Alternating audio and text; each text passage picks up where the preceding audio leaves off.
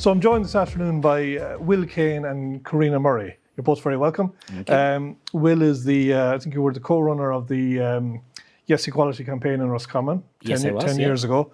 Also the Grand Marshal of the first Pride March last year.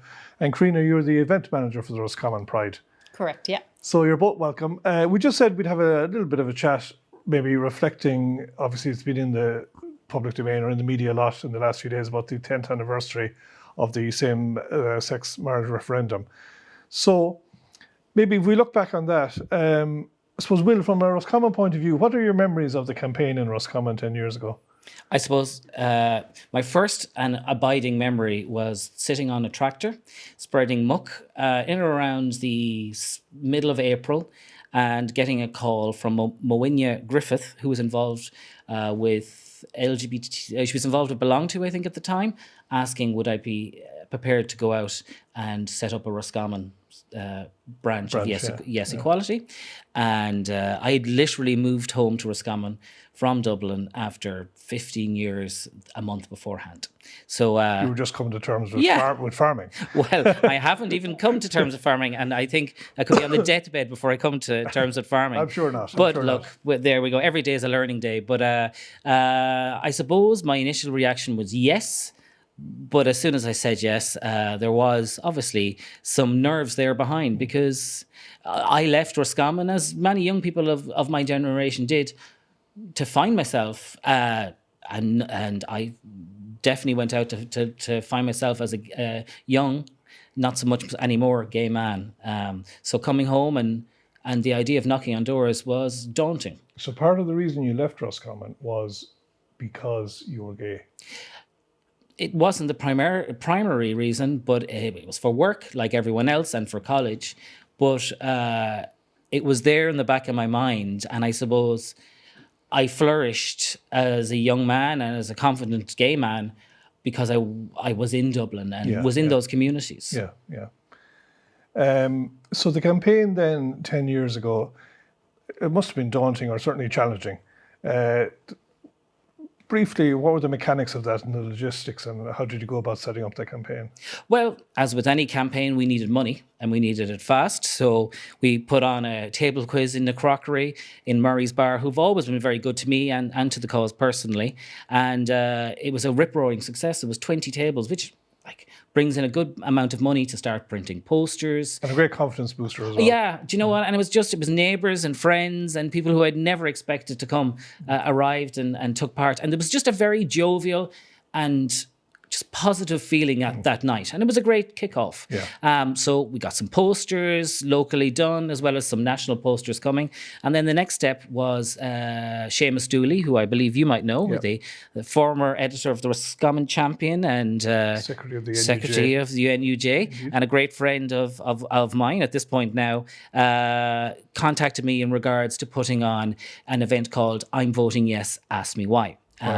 That happened in Castlereagh, and we had it was a panel discussion with myself, Niall Patrick Collins, the county footballer at the time, Anne Rigney, who wrote this incredible poem about being the parent of a LGBT child, and a few others, which I'm really embarrassed that I can't remember who they are now, but memory is going after 10 years. And I didn't know how that event was going to go. That's Castlereagh. I don't know Castlereagh, so I don't know the profile of the people down there. But we had a really good turnout, and there was a bit of a worry at one point where one gentleman got up and said, "I was like, oh, what's coming now?" He got up and said, "I'm sorry, I have to go to choir practice, but I just want to say you're doing a great job." Right. And things like that were amazing. The public-facing events were really, really good. So I'll come to you, Karina, in a second. So during that campaign and in public gatherings like that, as a matter of interest, was there negativity, opposition, discourse that was civil or otherwise from the other side, shall we say? Look, there was discourse. And as you know, as an editor, if there's a positive piece on one side of the paper, there has to be, because it's a referendum and for bias, has to be an opposing view, or at least a different view on the other side of the paper. So there were days that I'd open the Roscommon People and I'd see my face on one side of the paper and Bishop Christy Jones on the other side of the paper. And that's uncomfortable enough, because I've no issue with the man. I might have don't agree with what he's saying. He doesn't agree with what I'm saying, but I have the height of respect for him and the people who follow him, to be perfectly honest. But I suppose the biggest thing about running a referendum or trying to get a yes vote for anything is knocking on doors. Yeah. And the big kind of emphasis on the Yes Equality campaign was telling our personal stories. So we had people like Gay Byrne and Ursula Halligan telling incredible stories as a part of this campaign. But we were knocking on doors and telling our story repeatedly. And the only negative, I came across people who didn't agree with me. Right. And that was fine, because people are entitled to their own opinion. And thank God we live in a democracy. But the only negative experience that I had was I was knocking on an estate in Roscommon Town, and I've told the story many times before. And a lot of the canvassing I would have done myself on my own, because I'm a farmer, I can manage my time. And it was a very friendly estate, but just the emotion of bearing your soul on the door after door, just got to me. And I just had to go into the car and just take a few moments, and I just went home, and I made sure that I had someone else with me when I was canvassing from that point on. Right. So that would be it. And Karina, your own experience, I think you're from Clare. I am. Proud Clare woman. What was your experience of the campaign? Well, to be honest, I had done as Will had done. So I had actually left Clare by that time. And a lot of it was around my sexuality and trying to find community. So I'd gone to Canada for a year. And when I moved back to Clare, we had no visible community in the county. And I'm not sure if that was the same up here at the time. So I was living in Dublin at the time of the marriage equality referendum. So I felt like there was a huge movement up there. I wasn't campaigning alone. The doors to doors weren't alone. It was still difficult at times. I remember my most negative experience around it was actually we went to Crow Park one day. I don't know what two teams were playing. It wasn't two Leinster teams anyways. And just handing out the Yes Equality leaflets. Yeah. And some people would just look at the leaflet in disgust. Right. And some people were like, thanks for being here. Absolutely going to vote yes on the day.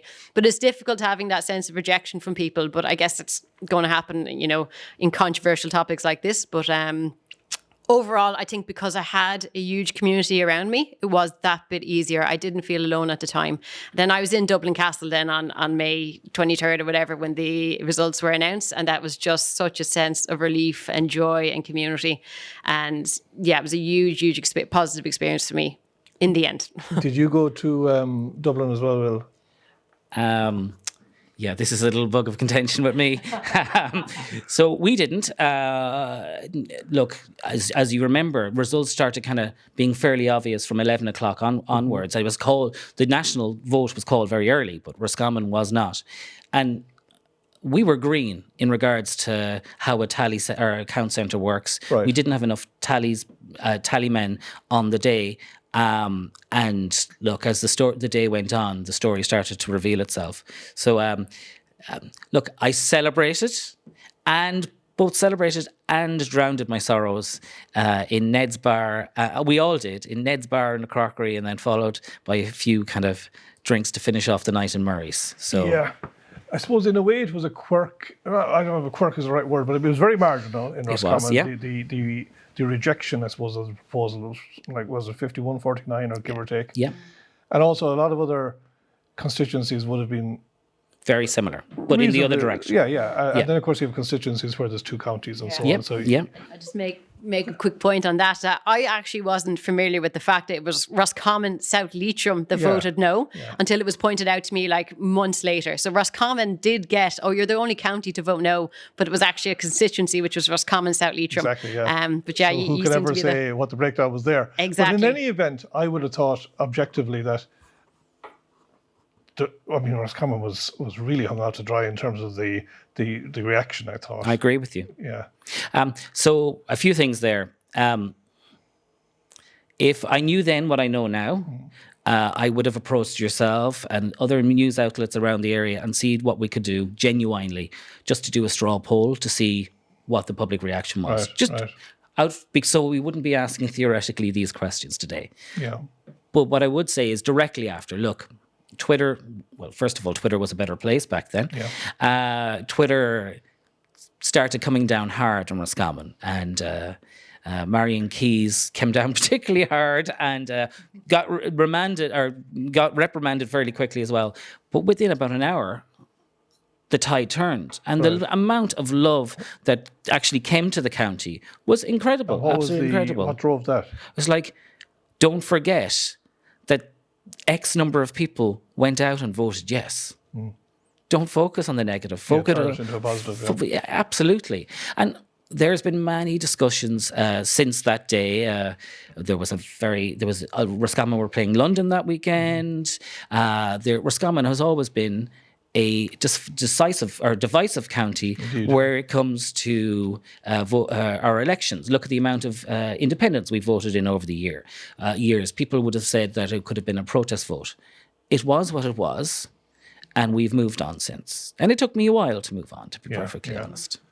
Probably put a bit of a dampener on it for you in the short term and so on. But if you looked at the bigger picture, obviously it was a historic weekend. What I always say is, it was like me playing for a club and playing for county at the same time. Right. I won the All-Ireland with the county, but lost the club final. Yeah.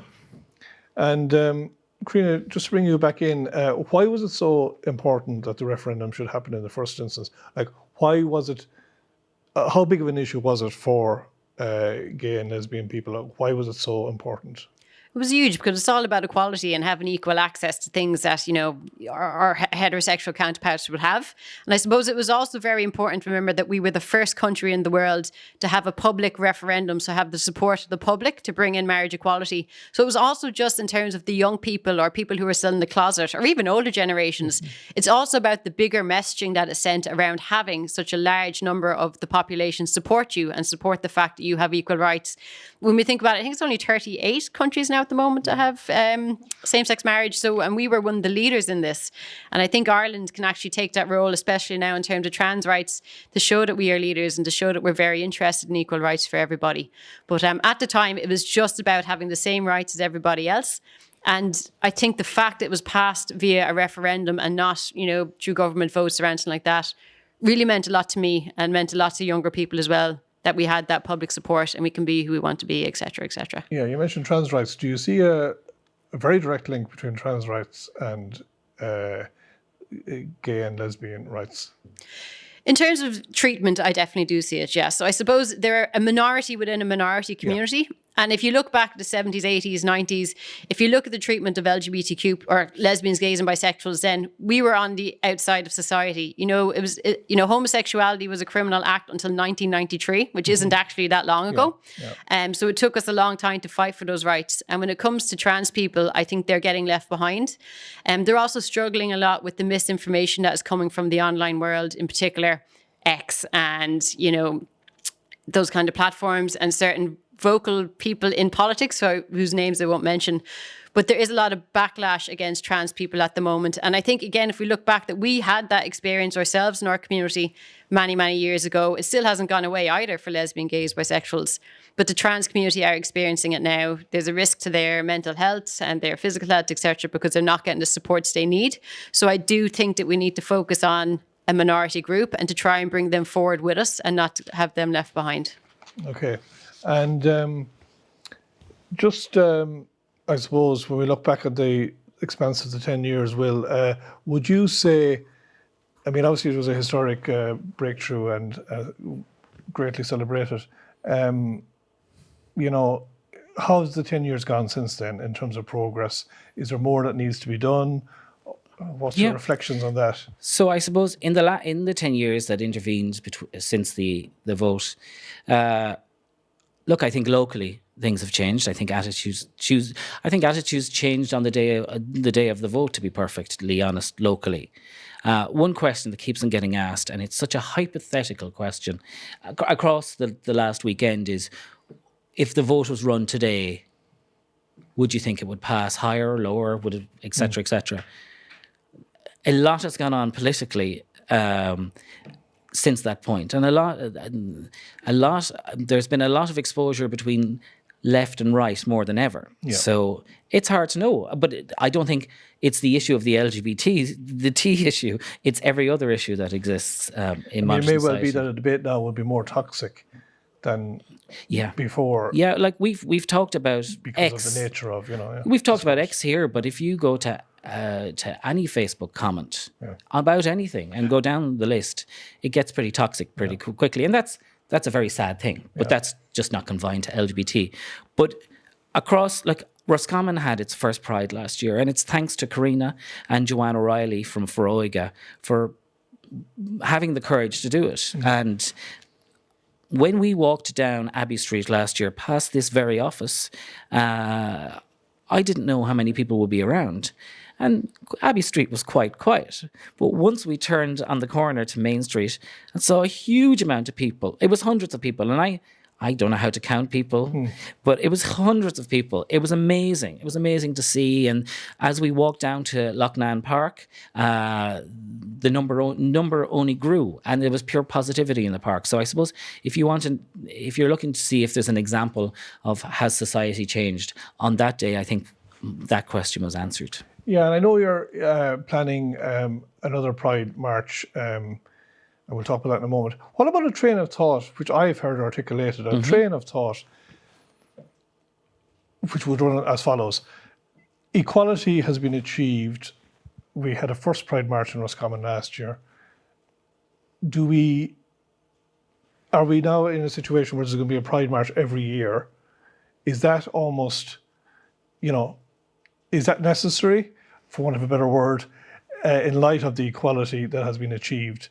Is that a kind of are you aware of that argument or that train of thought? Well, I'm very aware of that argument. And what's your view on it? That's fine.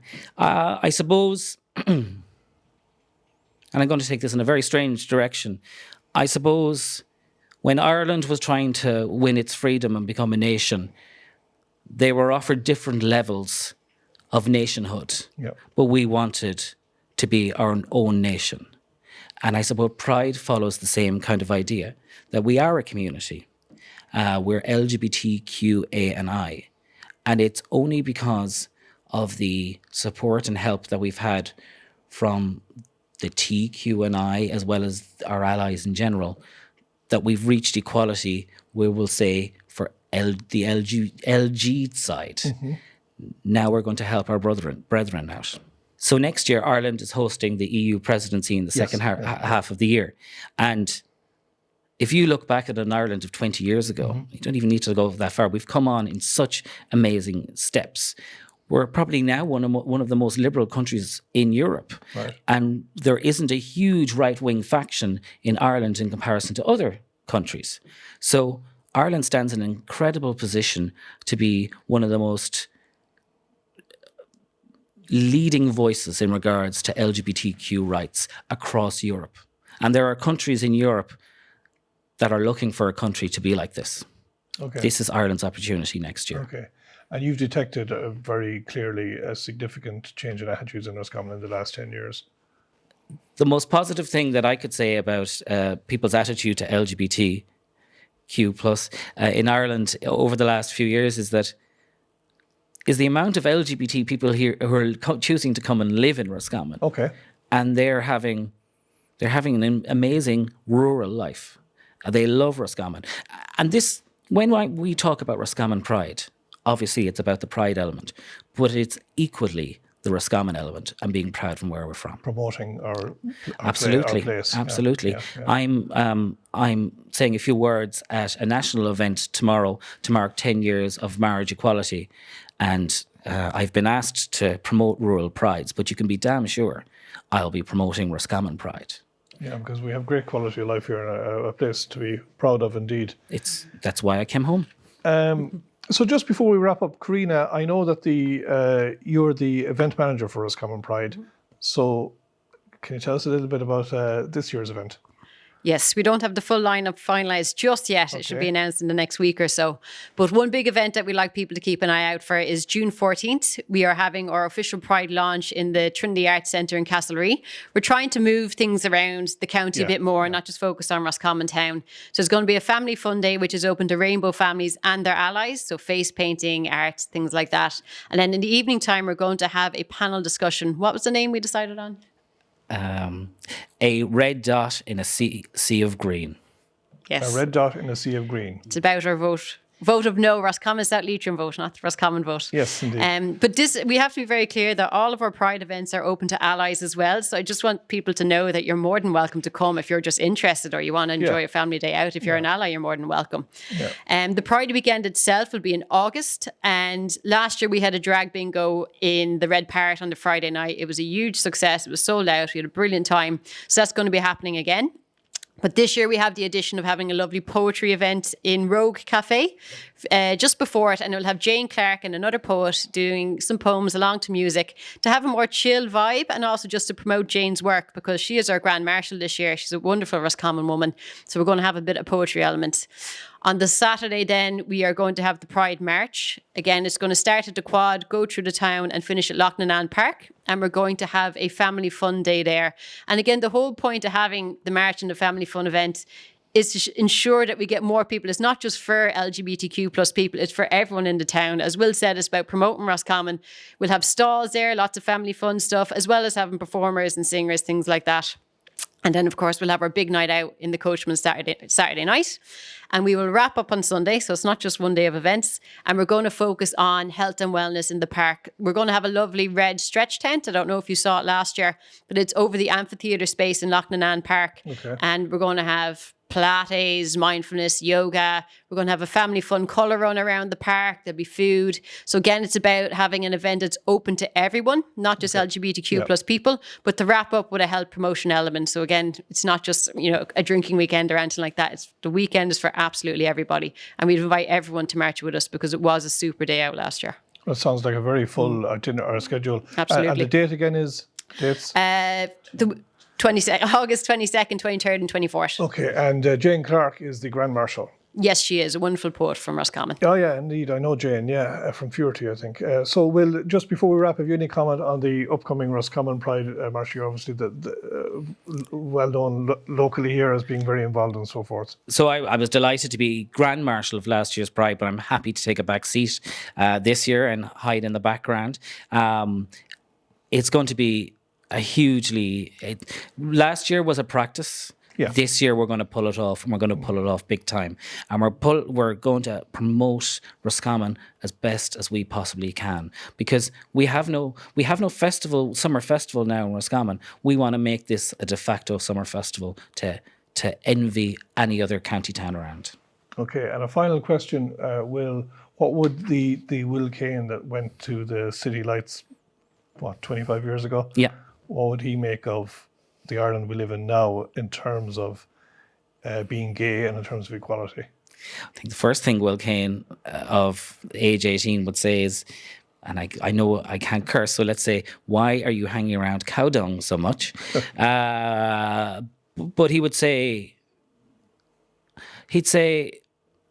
it was brilliant that you went and lived your life in Dublin, the Bahamas, London.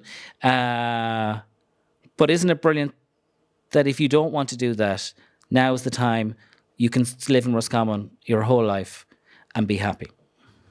Okay, very good. Well, we just wanted to have that chat looking back on the 10th anniversary of the big vote in 2015 and just highlighting the fact that your second annual Roscommon Pride March is coming up.